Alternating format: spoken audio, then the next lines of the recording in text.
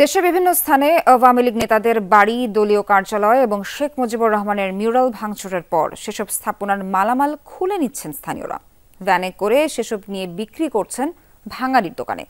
কেউ কেউ আবার ব্যস্ত ধ্বংসস্তূপের সামনে সেলফি তোলায়।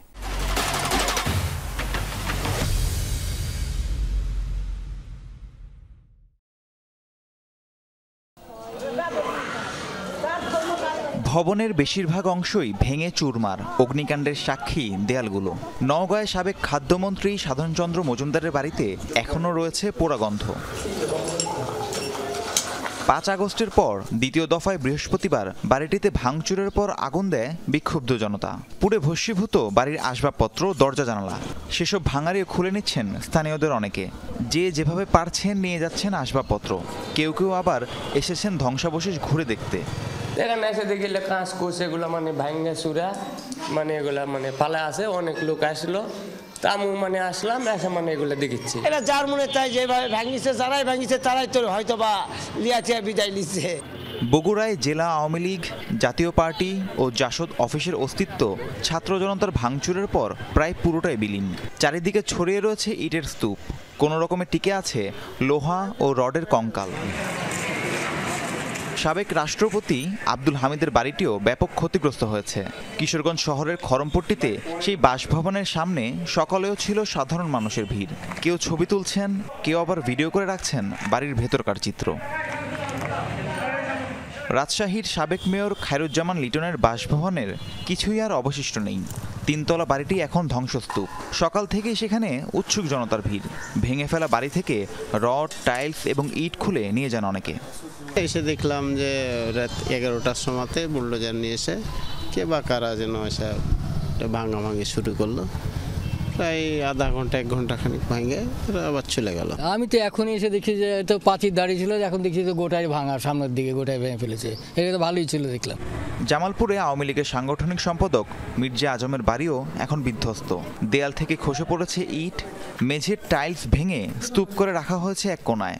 সেই বাড়ি দেখতেও ভিড় জমাচ্ছেন স্থানীয়রা। মির্জা আজম ভাইয়ের বাসা রাতে বুলডোজার দিয়ে ভাঙা হয়েছিল, আবার সকালে এসে ঘুরতে আসলাম। এটাই হইতেছে আমাদের এই তরুণ সমাজের একটা প্রতিবাদ। এই প্রতিবাদ দেখা এটাই হচ্ছে একটা দৃষ্টান্ত।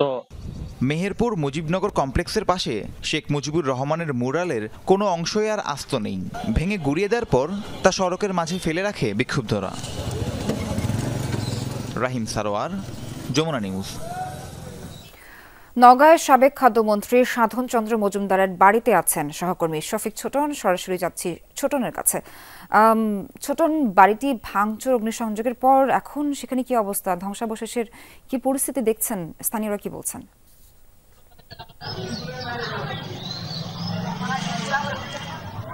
সোহার ৫ আগস্ট ২০২৪ সেদিন আসলে বিক্ষুব্ধ ছাত্র জনতা এবং যারা আসলে ক্ষুব্ধ ছিলেন দীর্ঘদিন ফাঁসিবাদের বিরুদ্ধে ফুঁসে ওঠা যে জনতা, তারা একবার এই বাড়িটিতে আগুন দিয়েছে এবং ভাঙচুর করেছিল। গতকাল আবারও আসলে সেই ক্ষোভের বহিঃপ্রকাশ থেকে সাধারণ মানুষ, ছাত্র জনতা যারা বৈষম্য বিরোধী আন্দোলন করেছেন তারা কিন্তু এসে ভাঙচুর করে এবং বুলডোজার নিয়ে এসে বাড়ির প্রধান ফটকের যে দেয়াল সেটি ভাঙা হয় এবং পরবর্তীতে ভেতরে আগুন ধরিয়ে দেওয়া হয়। এই আগুনের কারণে আসলে ভেতরের যে আসবাবপত্রগুলো ছিল সেগুলো পুড়ে গেছে এবং বাড়ির বিভিন্ন অংশে আগুন ছড়িয়ে পড়েছিল। সারা রাত ধরে আগুনের পুড়েছে বাড়িটি।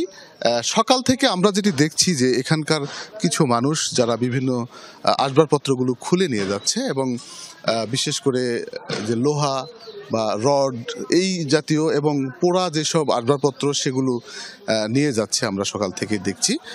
তবে একটি জিনিস বলে রাখি যে এই বাড়িটি নিয়ে কিন্তু বেশ মানুষের কৌতূহল ছিল, যার কারণে সকাল থেকে মানুষ আসলে এসে এখানে ভিড় করছেন এবং এই বাড়িটি দেখছেন। একই সাথে বাড়ির ভেতরে ঢুকে কিন্তু এখনো অনেক মানুষ দেখছেন।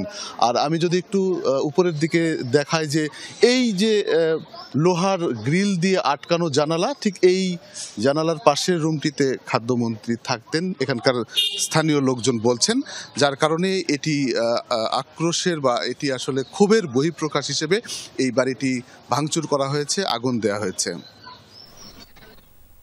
ছোটন, ধন্যবাদ আপনাকে।